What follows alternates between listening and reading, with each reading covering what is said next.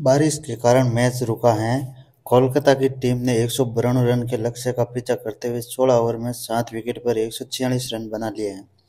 Duckworth-Lewis नियम के तहत कोलकाता की टीम 7 रन पीछे है। आगे मैच नहीं होने पर पंजाब की जीत तय है। हालांकि मुकाबला होने पर कोलकाता के पास जीत हासिल करने का मौका है। सुनील नारायण और शार्दुल ठाकुर क्रीज पर हैं। आगे मैच होने पर ये दोनों अपनी टीम को जीत दिला सकते हैं, क्योंकि कोलकाता को जीत के लिए 24 गेंद में 46 रन की जरूरत है।